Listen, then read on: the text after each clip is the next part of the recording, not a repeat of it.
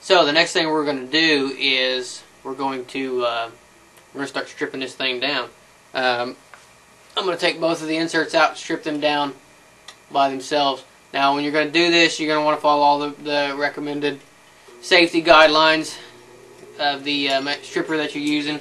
I'm going to wear rubber gloves and a mask, and I've got some windows open for some ventilation, stuff like that in here. So you should probably really do this outside, but it's really cold outside right now, so I'm going to do it right down here. I've got some stuff in the floor down here to protect my floor, and I'm going to wear a mask and some rubber gloves to protect my skin.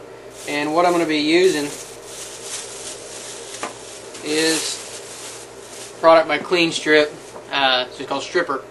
This stuff works really, really good to take paint off. You'll see it'll look just like that. It'll just bubble it up, film dip, whatever. This stuff here works really, really well for this. And I've used airplane stripper in the past, so if you guys are familiar with any of this stuff, you can pick this up down at Lowe's.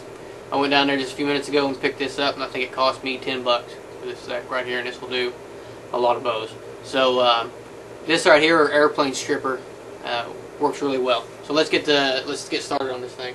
Do not get any of this stuff on your skin. It's some really volatile stuff, and you'll see it's just it's a real thick paste is what it is. Just rub that all around, get it in all the crevices and stuff like that, and let it work. Yeah, you can see this stuff working now. It's just going to start peeling that stuff off there, and I'll let it set. You can actually kind of hear it, and it's just going to start peeling off there. So we'll let that set for a little bit and let it get that stuff good and ate up, and then we'll come back and we'll start rubbing her down. Okay, so there's what it looks like. You can see that stuff starting to bubble up and come off there. What I'm going to do is just start with this towel, and I'm going to start rubbing this stuff off until I get it all off. I may have to reapply it to some areas where I didn't get it on thick enough, but for the most part it should just start sliding right off there. Alright, so after about an hour sitting here scrubbing on this thing, there's the result. We got all that camo off there. I basically used that scrubber and let it set on there, got everything where it was nice and bubbling up and ready to come off.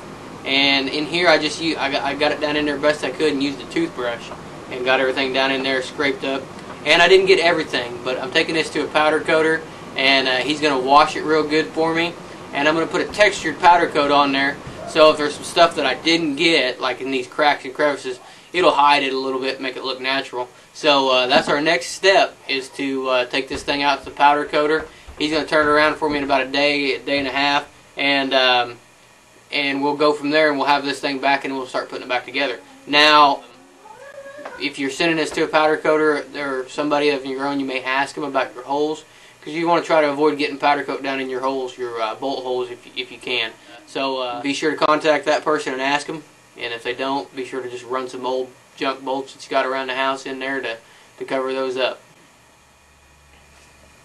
Okay, so there it is. Back from the powder coater, nice black finish on it. Okay, so there it is, all finished up, all put back together. Got a nice set of custom strings on there, nice black riser. We got to get our new string, or a new wrist sling there, and then we're going to send the hardware out and have it anodized blue. We're going to send the limbs out and have those with a 3D skull pattern on it with blue on them. And we may even send the side out and have it anodized blue as well, kind of like the side on my Athens Accomplice here. Just to have a nice, she'll have a nice, cool looking 3D rig there. So I'm Ike from IkesOutdoors.com. Please visit our website for more videos, more product reviews, and kind of keep watching for this next video, because like I said, when we get a lull in our 3D schedule, we'll send this all out and finish up this video with some customized options on this bow. We appreciate you watching.